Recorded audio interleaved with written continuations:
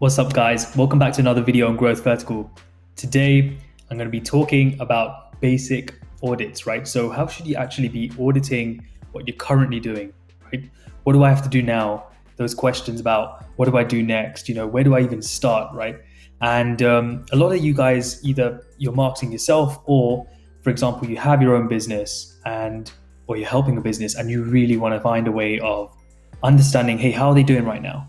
Could they do better? Right? And carrying out an audit actually allows you to first gather all those answers, ask the right questions, of course, and I'm going to be talking about that now, but gathering those answers, right? Getting all the info you need to make a marketing strategy, to plan out a roadmap so that you can have either some growth tests in the pipeline, figure out what channels you want to test, figure out what channels you actually want to propose, or which channels you may want to even scale based on the results, and which channels you actually want to kill, right? A lot of people probably make the mistake of not killing a channel that's actually not working. And you kind of want to get into the habit of understanding, hey, how are things actually being tracked? How are things actually performing from an analytics standpoint as well? And just simply looking at the right data can help you understand, hey, are we doing well here or are we not? So let's get on to the actual audit. What I've done is I've laid out what a general audit process would look like, right? I sort of generalize it a bit because obviously the different types of businesses have different partnerships, like different marketing initiatives in place. And so they really want to just, mold an audit towards what their actual scene is, right? In-house. So let's go with the first step. Well, ultimately, if you're a marketer, or even if you're a business owner yourself, or even if you've just founded a startup, you want to make sure that you've first done your background research, right? Have you even understood the market? You don't want to just go ahead and develop a product just like that. You actually want to understand what the market wants as well. Is your solution, are people in the market actually ready for your solution or your product? So you want to go ahead as well, right, with understanding, hey, how's the current website performing? Do we even have a website, right? Start asking these questions. So do we have a website? What do I need to learn about the industry to become better at what I'm doing in terms of marketing? Do I need to understand the type of competitors out there? Go through and find out, hey, first off, what are my competitors doing? What do their websites look like? And how are they actually going about marketing themselves? Where are they getting the most traction? And you'll notice that because you're going to go through a strict process for your own business or for the business you're marketing. And within that, you're going to do the same thing for a competitor, right? So you're just going to rinse and repeat the process essentially. But you're looking out for patterns, almost these smaller golden nuggets that will help you go ahead and find, hey, what channels can we test, right? It gives you some form of indication of what you can start with. And one thing that a lot of people miss out on is understanding whether the business, your own business, or whether the business you're helping, whether there's a SWOT in place, a SWOT analysis, right? Strengths, weaknesses, opportunities, and threats. Strengths and weaknesses are both internal. So you're looking at internal strengths, internal weaknesses. Do you have to shore up any weaknesses? Do you have to capitalize on some strengths, right? Then you look at opportunities and threats. What does the market look like, right? Where do the current opportunities lie? What are the customers saying? What are the current users? What are the current users that we're actually targeting? What are they saying? What do they need, right? And competitor analysis actually falls into the opportunities and threats area, because you can understand, hey, what sort of products or solutions are other people developing out there? What services are they providing? Are they going to compete against us? Do we have to really be paranoid to some degree? How fast do we have to be in executing on certain channels? You'll actually gather all this data, and you'll actually understand it as a company. Am I going in the right direction? Now, a great way to actually run a SWOT analysis and even look at the existing marketing plan, if there is one. If there isn't, you'll be creating one for your business or for the company that you're marketing for. And with a SWOT analysis, you really just want to gather the team, right? So look internally. Hey, maybe you can even create a questionnaire. I've done so plenty of times on Google Forms. So easy, and it's so easy to just go ahead and say, hey, these are my main high priority questions. What do you guys think about this? get them to like sort of interact with you in maybe some like a collective session where you're in one room and everyone's sharing their feedback. And then also look at any existing sort of client data you have, right? Any interactions you've had with customers. Can you spot any patterns with what the customers are saying? Things that they need, things that they find frustrating, things that you can do better. And what that should take you onto, right, is after you've done all your learning, for example, hey, first off, does my website actually showcase what it should be showcasing? Does it act like a central hub of awareness so that they can find all the information that they need? And that's super important, right? You need to make sure the background research you do, the competitor analysis that you do they actually, if you're actually directly competing with these guys and competing on the market, does your website technically showcase that you're a competitor in that market? You're competing for space, for market share in that area? And if it's not really easy to tell, right? If you can't tell straight away that what this business does, what they offer, what the benefits are, and how well they're doing, how reputable do they look, how credible do they look, then it's almost a no-brainer what you should be doing first as a high priority, right? A lot of people say you can start without a website, things like that. Yeah, you can, but you're going to need some focus, right? You need to drive your traffic somewhere, right? If it's not going to be, if you're going to have a non-existent online presence. So let's move on a bit. So the next part of the audit would be to actually audit the website itself, right? So when I say that from an SEO standpoint and from a technical standpoint, now going on to that, of course, it's a refresh technically of what I've just said, but it's more so on a technical level, right? So are, for example, the keywords being used on a search engine matching up to what your website actually showcases, right? Does the words used on your website, does the look and feel of your website, does it serve the users that are trying to get that information from us for that space? Are they getting what they're actually looking for? And of course, the better value, the better experience that you provide to those users, the better your website is going to be, the better your SEO is going to be, right? And whilst you're auditing this, you're looking at things like technical errors, whether that's like page load speeds, right? You're looking at whether the copywriting is done well enough, what pages are available, are they linkable assets? For example, lead magnets where people can go ahead and just sort of retrieve a guide. So content marketing, which I'll get to in a minute. But you actually are following this process in order, right? So you're going from the background stages, which is the learning phase. Then the audit phases goes on for a while, but you want to start off with, hey, what does my central hub tell me? What does my analytics tell me? That's where you move into Google Analytics, right? If you've got this data, it's really important to look at. So you want to look at things like your landing pages. You want to look at things like your top performing pieces of content, what your bounce rates like, for example. Are a lot of people just coming to your website and 90% of them are just trailing off and not clicking through to other pages? Are they not following your customer journey? Are they not clicking on your primary CTA, which may be to book a demo or to schedule, get a free consultation or whatever you're looking at, right? And then that also brings you into the audit of the content marketing efforts, right? Looking at your blogs, any existing assets that you have. Are you actually producing pieces of content that are providing value to your audience, right? Content marketing is a really it's a solid long-term marketing strategy.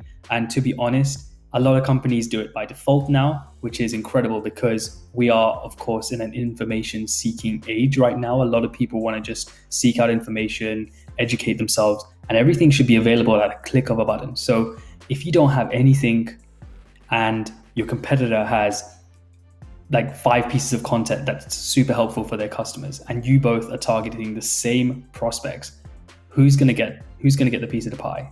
Definitely not you, right? So you want to make sure you actually audit, hey, am I actually providing anything to the users that are finding me online through a search engine or through my other marketing efforts? If I'm doing push strategies, or even doing like general lead generation through paid platforms, paid social.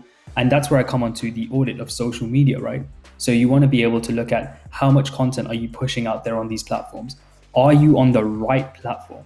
On a previous video, I go about telling everyone about how you should be really understanding the psychology behind platforms in the digital space, right? So we're talking about social media platforms, we're talking about Twitter, we're talking about Facebook, we're talking about LinkedIn.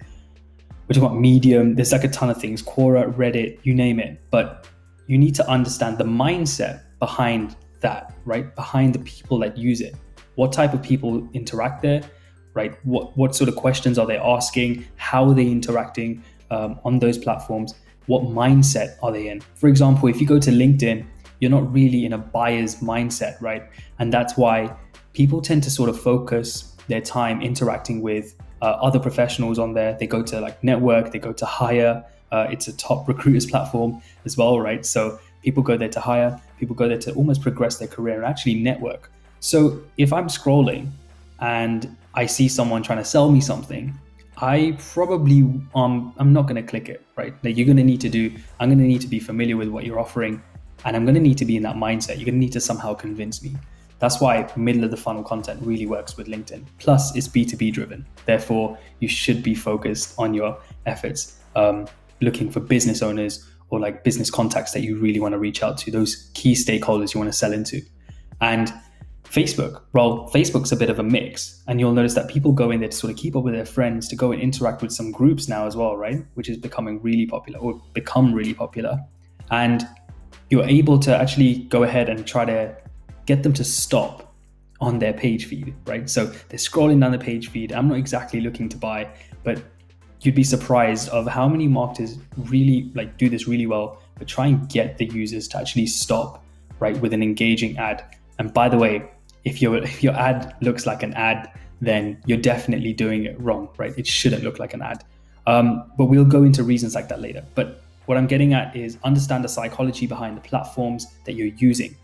If you don't need to use all of them, you just need to pick the ones that are suited best to the type of content you can actually push out on the base of your consistency.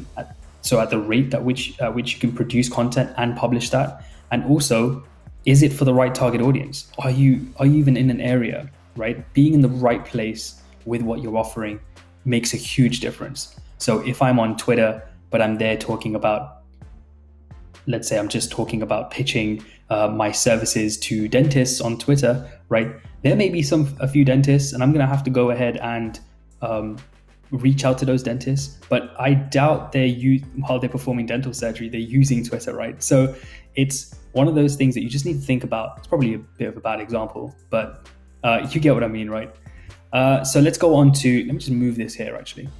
So let's go into Google AdWords. It could be, so I put Google AdWords as an example, but let's say, for example, you're running some campaigns. Now you really want to look at the campaigns you're running, let's say whether it's PPC, Google AdWords is, or Bing ads, or even like any other search engine you can think of, any other PPC platforms you can think of, even things like YouTube ads or anything like that. Or you can even start to audit your campaigns, like content syndication campaigns, your PR campaigns, anything where you've done like some sponsorship posts, right? Where you've gone out and actually paid someone to interact with them, collaborate with them, produce some content. You really want to understand, hey, am I meeting my key metrics here, right? Am I actually producing what I'm supposed to? Yeah, when you're actually auditing these, you want to go through them channel by channel to say, hey, this channel, what are my primary KPIs? Have the client, or have I even set any KPIs for this, right? How do I know what I'm actually trying to achieve here? Is it just a spray and pray approach where I'm just getting involved in the platform and just hoping for the best? Because that certainly does not work. And one of the problems in marketing is that a lot of people try to do everything, right? And there's a system to it, there's a process to it, there's a way to systematize it so that you can actually scale what's working. And tracking the right metrics tells you a clearer story, right? It should be data-driven. Now, lastly, I'm going to go over to, I appreciate that I've spread this through, but you get the drift on the different channels that I'm moving through. So next bit is, if, for example, I'm in a B2B organization or I'm a B2B business, right, and I'm selling a software product, I want to go ahead and understand what does my sales performance data look like, right? How are my sales team performing? Because to be honest, in B2B, there's going to be a heavy amount of integration between, especially in the software industry or the SaaS industry, you're looking at integrating your sales and marketing team, which a lot of people tend to leave out. A lot of people talk about aligning them, but you really want to integrate the sales and marketing team, right? And that's why I talk about integrating that in a minute. But you essentially want to look at the performance rates, right? Of how many meetings are being booked, where's revenue coming from, from what audiences, are there any objections, what are the common objections? And gathering all this data will help you inform things like your content marketing strategy going forward. What do I need to produce content for? Why? Who's asking these questions? What will it carve out some of the objections, right? Will it put them down, and will it answer them, right? Will it overcome them? Then you want to go ahead and review the way the sales team are actually approaching their outreach. Is it effective? Is it efficient? Or is it spray and pray again, right? You want to make sure that there's a tailored approach. To be honest, if I was a sales rep, you don't want to be just spraying and praying and having an email blast to 1,000 people and you've just copy pasted a message, because to be honest, to be quite frank, it takes the piss, right? And when I say that, it's a waste of time, not for just you. Yes, it's a waste of time, but to the business owner or to the end user that you're trying to get in contact with, right? It's a waste of time to go ahead and push an email to them that's simply not going to say anything. It's just, hey, I'm going to sell you something, and that's it. It almost feels like you're there to get paid for your base amount, and then just sort of, how do you say it? Just get in touch with them. Oh yeah, let me just hope if they can convert. That's not what you want, right? It needs to be a tailored and a very strategic approach. Are you talking to the right people about the right thing? Is it the right pain point? Is it the right benefit that you're trying to push towards them? Are you actually learning about them, what their what their company news looks like? So for example, has there been any latest news on that company in that person's particular role? Something that affects them directly. You need to personalize it, right, in order to get through. And lastly, are the channels you're using correct, right? So a lot of people talk about, just cold call. Let's just use LinkedIn. Let's just use emails, right? Probably not in the right way, right? So we're not talking about whether their messaging fits with the audiences and the channel that they're using. So it's similar to the way we're talking about getting into the mindset of actually saying, hey, well, I'm on LinkedIn, and a lot of these business owners, a lot of the target audience do sit on LinkedIn, but how are they actually interacting on LinkedIn, right? What groups are they part of? Let me go and actually learn a bit about their profile, what the background is like, and connect the dots with, what they usually like, how they've come up through the ranks to their role, what sort of things have they achieved.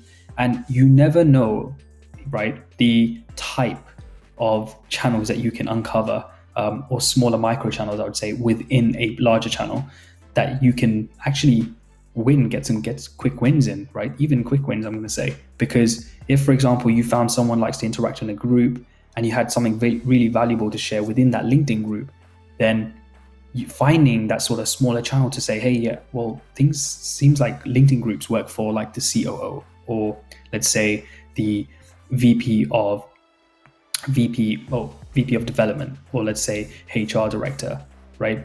They may like to go and interact in groups, and you've actually gone ahead and helped them to some degree, maybe even pointing them to a piece of content that helps answer their question. And that's enough, right? That's enough. And then you can always build rapport over time and then reach out again.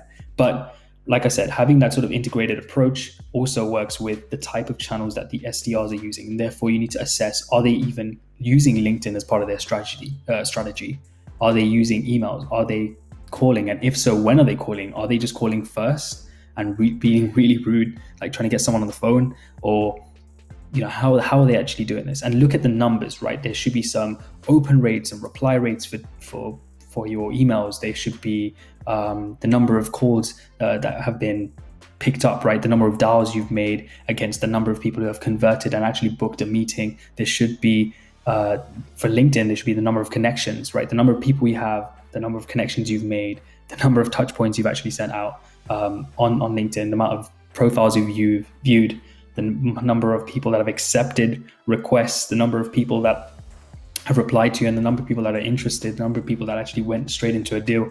You need to have all this sort of info, because without it, we're just doing things a little bit more free. It's more of a cowboy approach, and you don't want to do that, right? You don't want to cowboy it. Okay.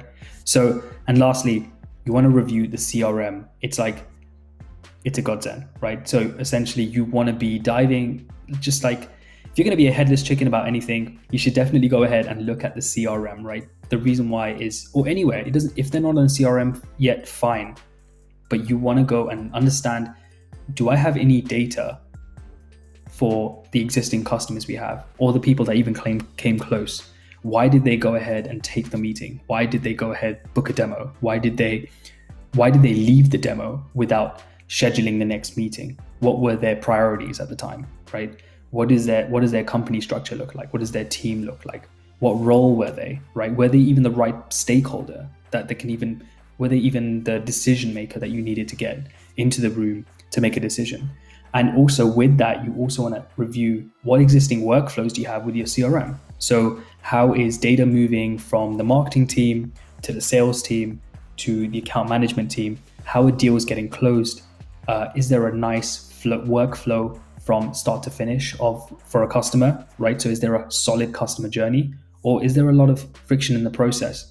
Is there a lot of manual work where someone fills out a form and you're having to actually go ahead and manually reach out to the sales rep and try to get them on chat, try to get them on email, and try to notify them so that they can actually reach out and chase that lead, right? Close them.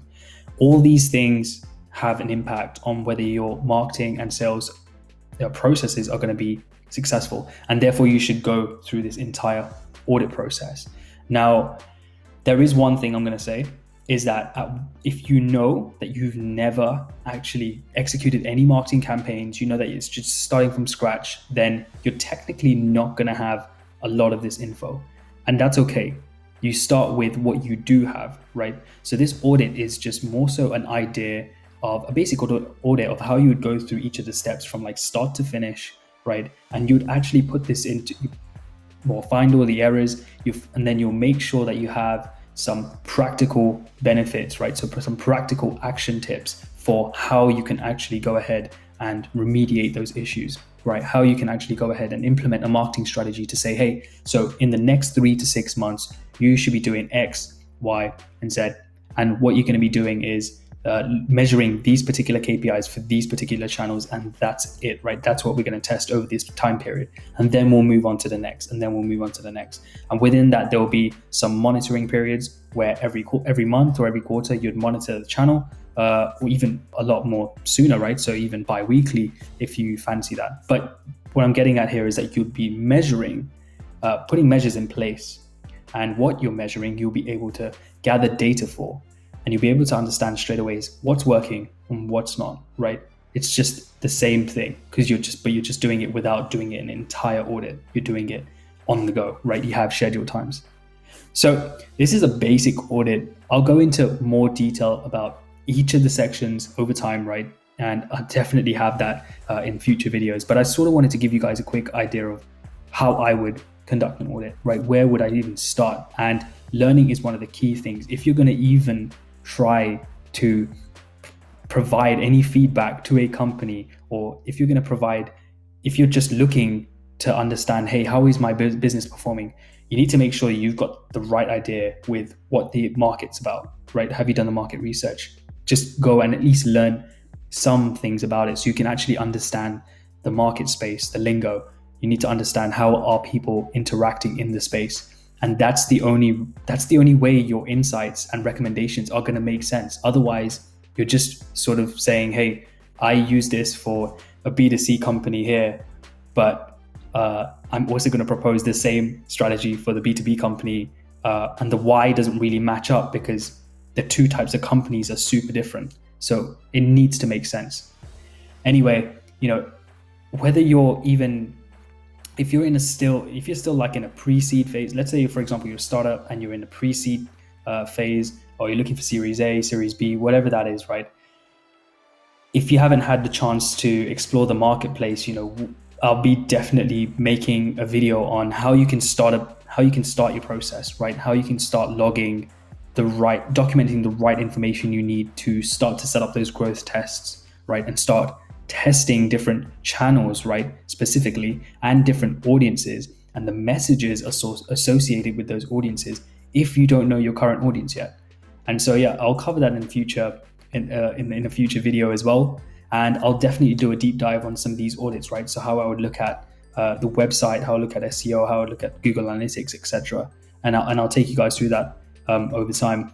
But if you do have any specific questions towards that, let's say, for example, even where do I start if I'm currently a startup and I'm kind of looking to find my way with marketing. Where do I start? How do I know what I should prioritize? Then, drop whatever questions you have in the comments section below, and I'll definitely include them. Well, if I can, I'll definitely include them within the video that I'm going to be putting out in the future. So I appreciate you guys watching. And if you like this video, smash that like button. Otherwise, if you do want to see more stuff like this, then subscribe to the channel so you don't miss out. Otherwise, I appreciate you guys watching. Take it easy and see you soon.